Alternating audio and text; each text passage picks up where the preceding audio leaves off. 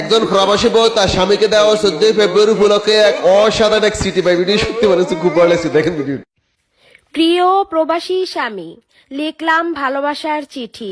এই যে আসছে সামনের মাসে 14 ফেব্রুয়ারি, এই প্রতি বছর একটা দিন আসে ভালোবাসা দিবস। আপনি তো কখনোই কোনোদিন মনে রাখার প্রয়োজন মনে করেননি, না দিয়েছেন এই পর্যন্ত একটি গোলাপ, না বলেছেন প্রেমের নতুন কোনো সংলাপ। তাহলে কি আপনি আমাকে ভালোবাসেন না? যদি ভালোবাসেন তাহলে আমি এত ডাকি তবু কেন দেশে আসেন না? এই ভালোবাসার দিনে কত জোড়ায় জোড়ায় রাস্তা দিয়ে ঘুরে, অনেকের বা হয়ে যায় পেটে বাচ্চা। আপনার কি মনে হয় না আমারও মা হওয়ার জাগে ইচ্ছা?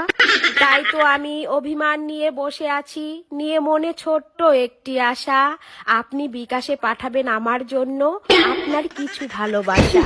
অনুরোধ নয়, অবশেষে আপনার কাছে এটাই আমার দাবি, আপনি যদি এখন বাড়িতে না আসতে পারেন এই ভালোবাসা উপলক্ষে বিকাশে পাঠাবেন টাকা, আমি কিনবো দামি শাড়ি।